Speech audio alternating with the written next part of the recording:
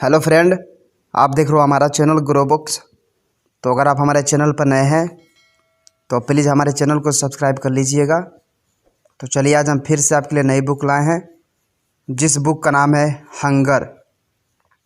इसका मतलब शरीर पर लगी चोट जिसने मन पर निशान छोड़ दिए। इनका लेखक का नाम है रोक्सेन गाई। तो चलिए बुक को आपको दो लफ्ज़ों में बताते हैं। दूसरों में कमियां निकालना या किसी के रूप रंग पर टिप्पणी कर देना लोगों के लिए बड़ा आसान और पसंदीदा काम होता है।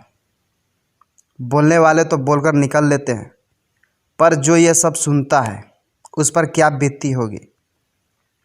लेखक के जीवन में घटी ऐसी ही घटनाओं का ये किताब खुलकर हमारे सामने रखती है और एक सवाल छोड़ जाती है कि क्या हम वाकई खुद को सभ्य समाज का हिस्सा कह सकते हैं। यह किताब किनको पढ़नी चाहिए? जो लोग एब्यूज और सेक्सुअल वायलेंस से गुजर चुके हैं, साइकोलॉजी और सोशल वर्क के स्टूडेंट्स, जिन लोगों को ईटिंग डिसऑर्डर है। अध्याय नंबर 1। रोक्सेन के साथ कुछ ऐसा हुआ जिससे उनकी ज़िंदगी की गाड़ी पटरी से उतर गई। आपने बहुत से मेमोरीज पढ़े होंगे, लेकिन बहुत कम हैं जो रोक्सेन की तरह हिम्मत दिखाते हुए अपने वो अनुभव आपके सामने रखते हैं जिसके बारे में कोई बात करना भी पसंद नहीं करता। इसे पढ़कर शायद आपको अच्छा भी ना लगे, क्योंकि इंट्रोस्पेक्ट करना इतना आसान काम नहीं है, पर सच तो सच होता है। और इस मेमोयर का सच ये है कि इसके मुख्य किरदार रोक्सेन की तरह ना जाने ऐसे कितने लोग हैं जो अपनी ज़िंदगी की कड़वी यादों को भुलाने के लिए गलत तरीक़ों का सहारा लेते हैं।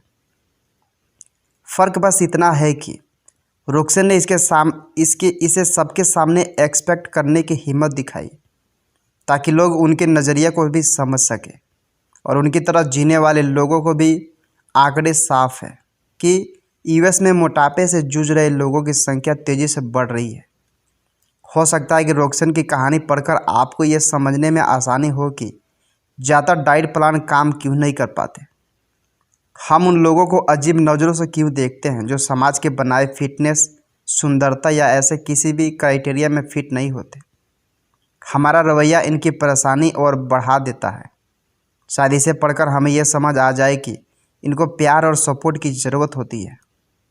इस समरी में आप जानेंगे कि कोई बुरी याद किस तरह सालों आपका पीछा करती रहती है और लोग किस तरह दूसरों के जीवन में दखलंदाजी करके उनकी परेशानियां बढ़ा देते हैं। तो चलिए शुरू करते हैं। रोक्सेन हैती अमेरिकन बैकग्राउंड से आती है। इनका परिवार ओमाहा, नेब्रास्का में रहा करता था। उनका पालन पोषण एक आम कैथोलिक की तरह ही हुआ। वे खूब पढ़ाई करके डॉक्टर बनने की बात सोचा करती थी। उनको इस बात का कोई अंदाज़ा नहीं था कि ज़िंदगी ने तो कुछ और ही प्लान किया हुआ है। 12 साल की उम्र में उनकी प्रेमी और उसके कुछ दोस्तों ने रोक्सेन की इज्जत लूट ली। इस दुर्घटना ने उनको तोड़कर रख दिया। उनको लगा ये जो कुछ हुआ है वो उनकी ही गलती की सज़ा है, क्योंकि वो उस लड़के के साथ पहले इंटीमेट हो चुकी थी। इसलिए ये बात उनके दिल में बैठ गई कि अपनी धार्मिक मान्यता के खिलाफ जाकर उन्होंने ऐसा किया जिसका यह नतीजा निकला। वे अपने घर पर किसी को ये सब नहीं बताना चाहती थी। इन यादों को अपने अंदर दफन करने के लिए उन्होंने खाने का सहारा लिया और इस तरह वो ओवर ईटिंग करती रही। कुछ सालों बाद उनको एक नार्मी बोर्डिंग स्कूल भेजा गया। अब तो उनके खान पान पर माता पिता की पाबंदी भी नहीं थी। वो जितना चाहे उतना खा सकती थी। ये खुद को सज़ा देने का एक तरीका था और उनको ये भी लगता था कि उनका शरीर जितना भद्दा हो जाएगा, ऐसी किसी दुर्घटना से वो उतने ही सुरक्षित हो जाएगी। उनको ये बात अच्छी तरह समझ आती थी कि मोटी औरतों को कोई पसंद नहीं करता। और जैसे जैसे उनका वज़न बढ़ता गया, उनके मन में ये बात घर करती गई कि अब वो गंदी मानसिकता वाले आदमियों की नज़रों से बचती जा रही है। कुछ समय तक वो अच्छी तरह पढ़ाई में लगी रही। उनको येल यूनिवर्सिटी के प्री मेडिकल प्रोग्राम में एडमिशन भी मिल गया, लेकिन वो खुद को नियमों में और बांध नहीं पाई और पढ़ाई छोड़ दी। अब वो उस लड़के के साथ भविष्य की कल्पना करने लगी जो उनको ऑनलाइन डेटिंग पर मिला था। येल पहुंचकर उनको ऐसा महसूस हुआ कि यहाँ तो दोहरी ज़िंदगी जीनी पड़ेगी और अपने अतीत को झुठलाना पड़ेगा। इस दौराहे से बचने के लिए वो एक नए सफ़र की तरह चल पड़ी, जहाँ उनको उतनी ही चोट और दुत्कार मिला जिसके लायक वो खुद को मान बैठी थी। अध्याय नंबर 2। खुद को सज़ा देने के लिए रोक्सेन एक के बाद एक एब्यूज रिलेशनशिप में फंसती गई।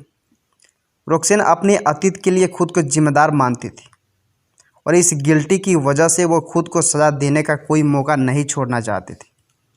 पढ़ाई छोड़ देने के बाद वो ऐसा लोगों के साथ नज़दीकियाँ बढ़ाने लगी जो उनको उतनी ही बुरी तरह से ट्रीट करते थे जितना वो खुद को समझती थी।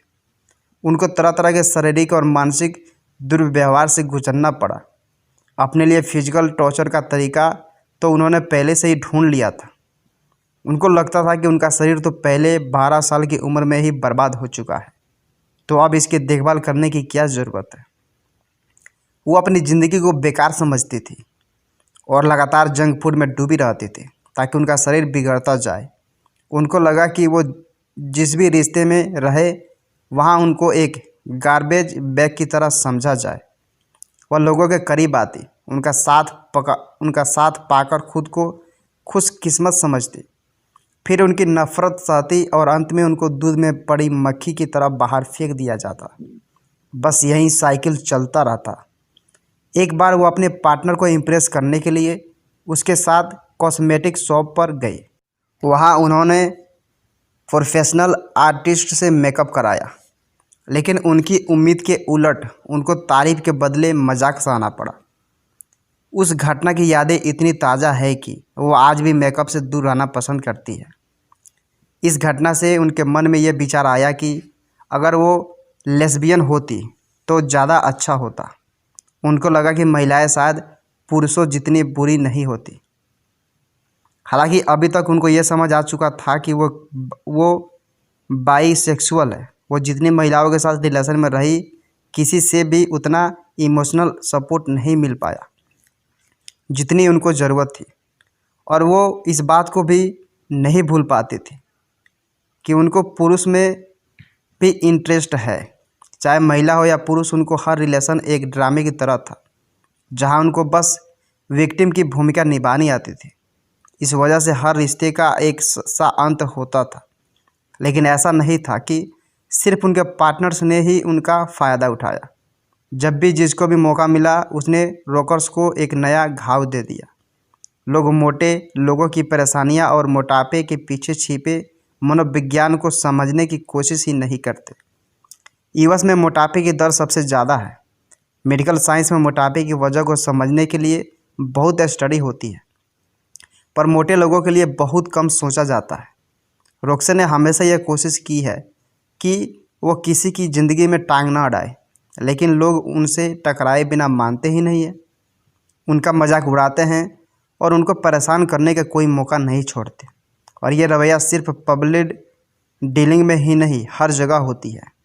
ऐसा लगता है जैसे उनका वज़न दूसरों पर भार डाल रहा है। न तो उनके साइज के अच्छे कपड़े मिलते हैं और न ही पब्लिक ट्रांसपोर्ट में बैठने की इतनी जगह होती है। होटलों में आर्मरेस्ट वाली कुर्सियाँ होती है जहाँ पर बैठना बड़ा मुश्किल हो जाता है, और अगर खुली कुर्सियाँ भी मिल जाती है तो रोक्सेन डर के मारे ज़्यादा टिक कर नहीं बैठती कि कहीं वो कुर्सी टूट ही ना जाए। समाज में मोटे लोगों की प्रेजेंस को तभी महसूस किया जाता है जब उनको अपमानित करना हो, वरना तो लोग उनको इग्नोर ही करते हैं। रोक्सेन को ये समझ आ गया था कि अगर उनको सोसाइटी में अपनी जगह बनानी है तो खुद को बदलना ही होगा। द बिगेस्ट लूजर जैसे लोकप्रिय रियलिटी शो में भी यही दिखाया जाता है कि पतला होना ज़रूरी है, चाहे इसके लिए जो भी करना पड़े। इस शो को जीतने के लिए पार्टिसिपेट्स में वज़न घटाने की होड़ लगी रहती है, पर वहाँ कोई भी इस बात पर ध्यान नहीं देता है कि आखिर इनका वज़न बढ़ा कैसे। दर्शकों को भी ये देखकर बड़ा मज़ा आता है कि किस तरह ये लोग पसीना बहाकर गिरते पड़ते और हालत ख़राब करते हुए भी सोसाइटी में फिट होने की कोशिश कर रहे हैं। सच तो यह है कि मोटापे की अकेली जड़ भोजन नहीं है, इसमें सालों से असर डाल रहे बहुत से इमोशनल फैक्टर भी शामिल होते हैं। इसलिए इसे छुटकारा पाना भी कोई चुटकियों का खेल नहीं है। अध्याय नंबर 3। मोटापा तरह तरह की बीमारियां ही नहीं लाता, बल्कि मोटे लोगों को शर्मिंदगी और प्रताड़ना से भी गुजरना पड़ता है। रोक्सन के लिए वज़न बढ़ाना बुरी आदमियों की नज़रों में खुद को बचाने का तरीका था, पर इसकी वजह से वो लोगों की नज़रों में और भी ज़्यादा आने लगी। उनके वज़न को निशाना बनाकर अनजान लोग भी उनकी लाइफ में दखल देते हुए उनको तरह तरह की एडवाइस करने लगते थे। जब वो शॉपिंग करने जाती तो लोग उनके हाथ से ये कहकर सामान खींच लिया करते कि ऐसी चीज़ें उनको नहीं खानी चाहिए। असल में लोगों के लिए मोटापे और मूर्खता में कोई फ़र्क नहीं है, यानी उनके हिसाब से मोटे लोगों को इस बात की समझ ही नहीं होती है कि क्या खाए और क्या ना खाए। इस वजह से उन सबको मोटे लोगों लाइफ कंट्रोल करने का अधिकार है जो थोड़े से फिट है। एक बार किसी पब्लिक इवेंट में भी उनको शर्मिंदा होना पड़ा था। स्टेज की ऊंचाई कम थी, इस वजह से उसमें सीढ़ी नहीं लगाई गई थी। बाकी लोग तो आसानी से ऊपर चढ़ गए, पर रोक्सेन 5 मिनट तक वहीं अटकी रहकर किसी तरह स्टेज पर पहुंची। जैसे ही वह कुर्सी पर बैठी, उनको लगा कुर्सी चटकने लगी है। इस बात से उनका दिल कांप गया कि उनको तो अगले 2 घंटे या यहीं बैठना है। उनका वज़न तो लोगों को खटकता ही था, पर उनका काला होना आग में घी का काम करता था। रोक्सेन ने हमेशा छोटे शहरों में रहना पसंद किया। इस तरह उनको ज़्यादा प्राइवेसी मिल जाती थी और बड़े शहरों के सुंदरता के पैमाने पर खरा उतरने का दबाव भी नहीं रहता था। हालांकि इन इलाकों में गोरों की संख्या ज़्यादा होती थी, इस वजह से उनको रेसिज्म जैसी परेशानियों का सामना करना पड़ता था। दुनिया से बचने के लिए रोक्सेन को अब तक कोई सही जगह नहीं मिल पाई। हालांकि अब वो अपनी लाइफ और ख़ास तौर से अपने शरीर को पहले से ज़्यादा सकारात्मक ढंग से स्वीकार करने लगी। रोक्सेन के सामने 2 चुनौतियां हैं। एक है उनका वज़न, जिसे वो कम नहीं कर पाती है, और दूसरी चुनौतियां ऐसे लोग हैं जो उनके वज़न को लेकर उनको नसीहत देते रहते हैं। इन सब के बीच रोक्सेन इस बात को फॉलो करने लगी कि खुद को एक्सपेक्ट और प्यार करना सबसे ज़रूरी है। अब वह वज़न घटाने पर सही तरह से ध्यान दे रही है।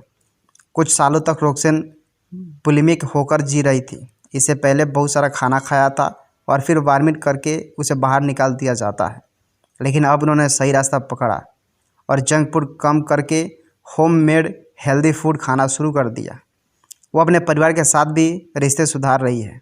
उनका परिवार फिटनेस पर बहुत ध्यान देता है। सभी लोग देखने में आकर्षक हैं और रोक्सेन को भी वज़न कम करने और हेल्दी लाइफस्टाइल अपनाने के लिए सपोर्ट करते हैं।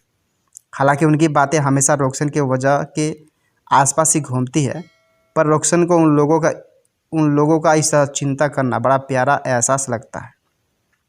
लेकिन वो ये सोचकर उदास भी हो जाती है कि उनका परिवार भी उनको इस शरीर के साथ स्वीकार नहीं कर पा रहा है।